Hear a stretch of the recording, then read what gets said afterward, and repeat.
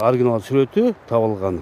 Мунун баары дагы табылган, жанында болсо Богачы Жакыпбек уулу. Китептин биринчи бетине Казыбек Казалчынын 94 жыл катылуу туруп, жакында эле табылган сүрөтү, анын алдына Казалчынын кол тамгасы менен жарыяланды. Сүрөттүн түп нускасы да кошо камтылды. Казыбек Мамет-Эмин уулу менен Богачы Жакыпбек уулу 1930 жылы Оренбургка сүргүнгө айдалганда түшкөн. Ошол эле учурда китептин башкы бетине Казыбек Казалчыны толук актоо боюнча Жогорку соттун февраль айында кабыл алган чечими да киргизилди. Жогорку сот тарабынан акталды. Ал жерде биздин ушул өлкө башчысы Садыр Нуркожоевичке чоң рахмат. Ошол ишин демилгеси менен закон ченемдүүлүк кылып актагыла, закон ченемдүүлүгү менен карагыла деп башкы прокуратура 6 ай 7 ай карап, андан кийин жогорку сот ошо 16 февралда 2022 жылы актаганга негиз бар деп чечимин чыгарып берди. Могу жерде китепте ушунун баардыгы жазылып турат. Мына керек болсо көрсөтүп коем. Мына жогорку соттун өзүнүн мына печети менен бүт баардыгы турат, жазылып. Китептин башын атабыздын сүрөтү менен, анан акталышы менен, документ менен баштадык. Китептин түзүүчүсүнүн айтымында китепке Казалчы тууралуу маалыматтарды толук камтууга аракет жасалып, көп материалдар Кытайдан алынды.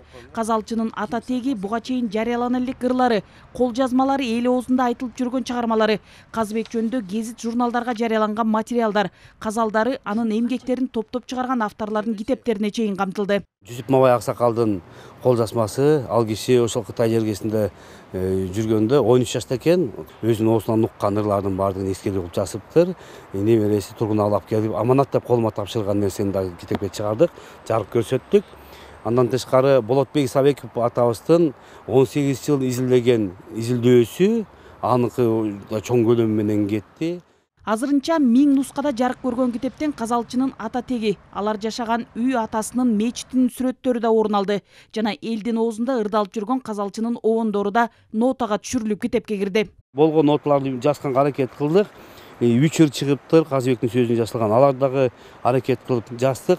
Бул ноталарды түшүрүп шөкөттөп бизге жеткизген берген бул элибиздин эл артисти Нурлан Нышанов аксакалга да чоң рахмат. Бул сыртында турганда Майрамкул Асаналиев деген сүрөтчү агайыбыздын ой жүгөтүүсү Казыбектин чабыты бул.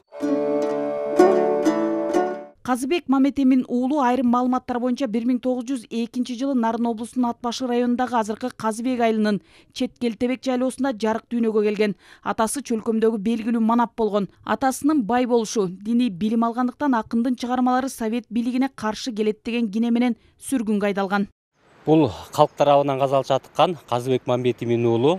Бул кыргыз тарыхындагы өзгөчө орду бар, барандуу тарыхый инсандардын бири деп айтсак болот. Коллективдештүү жана кулакка тартуу мезгилине туш келип, ал өзү дагы 1929 жылы атасы ошол белгилүү байманап болгондуктан Кыргызстандагы белгилүү 44 байманап менен Оренбургка кулакка тартылып 29 жылы Оренбургка айдалып, ошол Казыбек Казалчынын жана белгилүү Кыргыздын ошол кездеги Жусуп Кангелдиев сыяктуу инсандардын Калининге жазган каты менен кайра 1 жылдан кийин Оренбургтан келген. 5-6 август күндөрү Ат башынын Босого жайлоосунда Казалчынын 120 жылдык мааракеси мамлекеттик деңгээлде белгиленет. Анын алкагында театрлаштырылган оюн зоок коюлуп, акындардын айтышы, улуттук оюндар ойнотулуп, жарманке уюштурулат. Учурда мааракеге даярдык иштери жүрүүдө. Эреңиш, таяк тартыш, ошондой күрөш оюндары болот. Ал эми улуттук көргөзмөлөр боюнча боз үйдүн конкурсу, улуттук азыктардын конкурсу жана кол өнөрчүлөрдүн көргөзмөлөрү өтөт.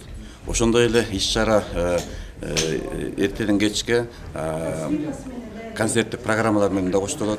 Казалчынын 120 жылдыгы маареке менен чектелбейт. Окумуштуулардын катышуусунда илимий практикалык конференциялар уюштурулуп, китеп журналдар жарыяланып, ар кандай иш-чаралар уюштурулат. Нургүл Жумабекова, Азамат Жабаков, Ала Тоо 24.